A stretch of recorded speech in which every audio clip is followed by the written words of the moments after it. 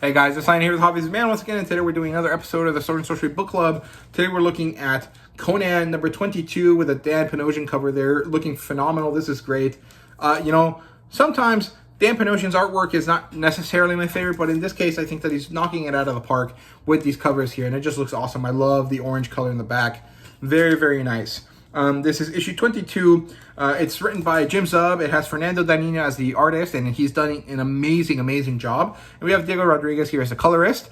I've had issues with his coloring before, but in this case, I think that everyone is firing on all cylinders. They're doing a great job here.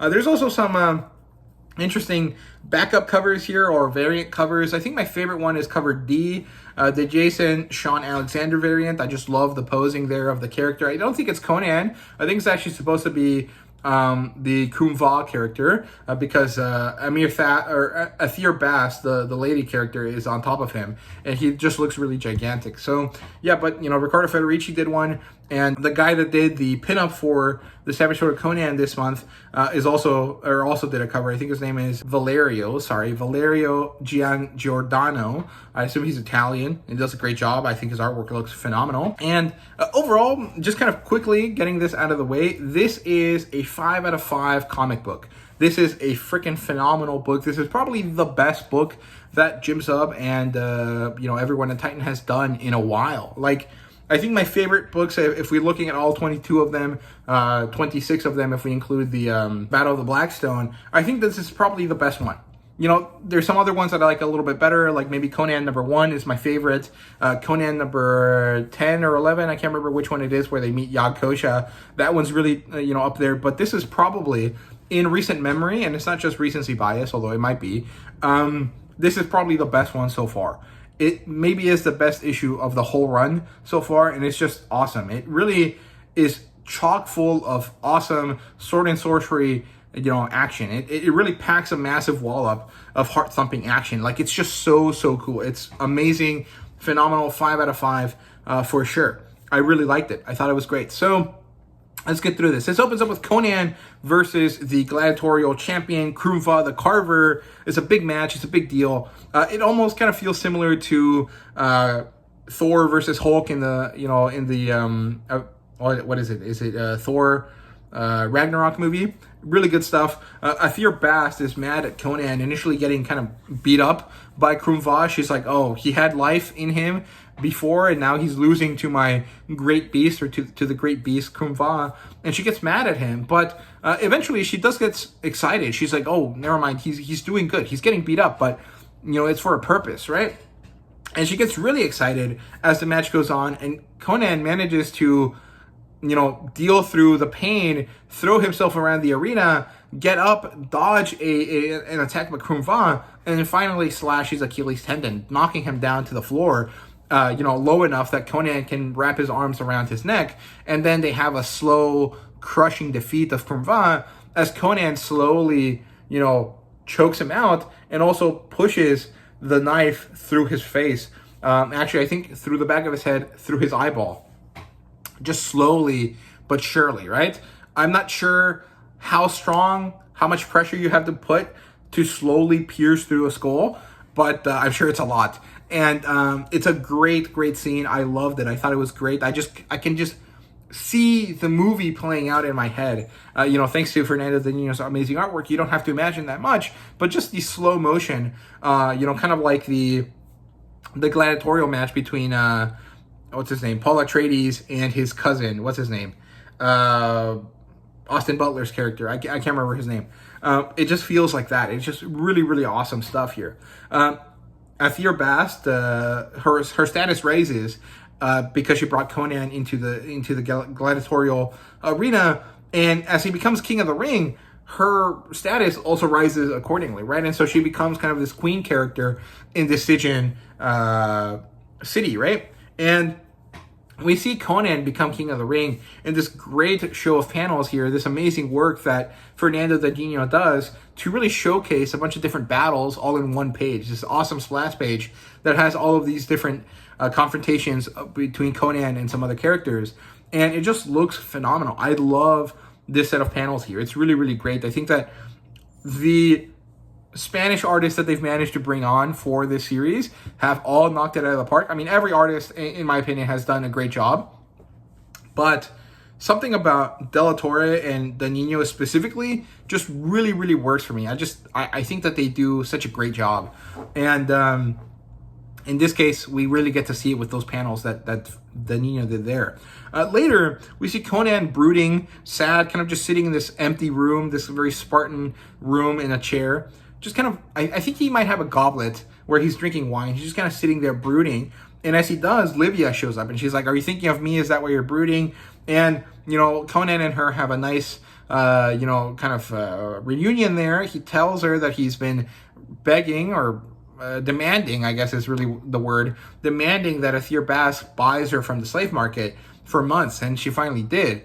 But nothing that is given to him is for free in this case, because the next day, Conan must fight against the Balumas and kill them all, or he will die himself, right? The thing is that before he has to fight the Balumas, Conan promises Livia that they will escape from this place, and she doesn't believe him, but he promises that he'll get her out, and then he has to fight the Balumas, and that makes his life easier in a sense, because it minimizes the people that he has to save, but also this is Amyth-Bast really showing him who's boss, right? Like, yes, you can beg for this girl and I'll give her to you, but you don't get to save everyone, right? You have to pick and choose.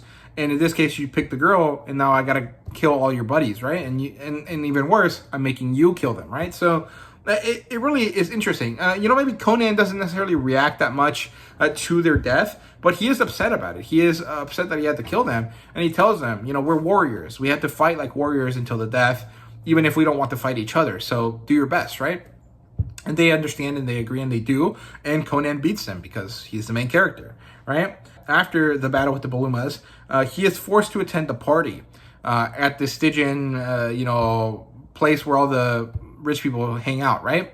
And this scene is very similar to one of the early scenes in the movie after he becomes a gladiator or a fighter for one of those guys that was in charge of the Wheel of Death thing that Conan used to train on, right? This is very similar. He even sits like kind of cross-legged, kind of sitting there just looking off into the distance, a serene, quiet warrior. And he's just being there used as a trophy by Amyth-Bast. And as the party moves on and it comes to an end, Amyth-Bast takes him with her to her quarters. And she makes him kneel. She forces him to kneel. And the idea is that he's going to pleasure her because she has allowed him the honor to do so. But in this moment of weakness from Amyth-Bast, he manages to take the sword away from her guard, kill the guard, and then put the sword against her neck, right? And Amyth-Bast is like, well, typical. I would expect you to do this, but I was hoping you wouldn't because I don't want to kill you, right? I don't want to get rid of you just yet. And so at this point, she uses her evil force powers or whatever they might be to force him to freeze and then to kneel. And then she was going to force him to pleasure her again. But of course, Conan has an atavistic trait. He has this crazy full of force of will, and he rises as she is forcing him to kneel. And as soon as he's about to start attacking her, he's going to rush her, she gets knocked out by this mysterious figure that we saw throughout the book.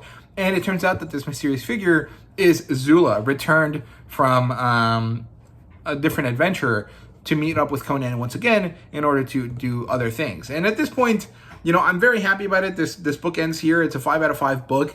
But the fact that he comes back here so soon after we just last saw him, like basically 3 issues ago, kind of makes me wonder, was there a bit of a conflict of timing in some of those previous issues? Was Zula supposed to show up when he did earlier, or was he supposed to show up for the first time here? I feel like because those issues, the previous set of 4, feel a bit weaker in terms of storytelling than some of the other stuff around them. And partially it's because they're like really short stories, and partially it feels like maybe there was a bit of a rush there to try to cover for some timing or sequence issues that happened. And because this introduction to Zula looks so much cooler than the one that we saw previously, I wonder, And actually, maybe not really. Maybe the other one is cooler, but this one feels more significant, I guess. I wonder if there was a bit of an issue there where, there was two different places where they could have introduced him. They chose to do it in both, but maybe there really was only supposed to be one of them where he was introduced. Or maybe this is a way to just recur the character so that we can remember him further on, so that we can see him more more commonly, right? I'm not really sure. It's a thought process that comes to mind, and I don't really know the answer. I don't really care about the answer, but I think it's interesting to think about it, right? But overall, like I said, amazing issue. I loved it. I thought it was so great. The artwork is phenomenal. The storytelling is great. The color choices are really, really good. I love the green and gold for Amyth-Bast. I love the orange on the cover. I like the just the grittiness of Danino's artwork and the lines that he chooses. There's some issues here and there with some of the faces that Conan makes throughout the book, but nothing too serious, nothing too bad. Overall, this is a phenomenal, phenomenal book. 5 out of 5, like I said.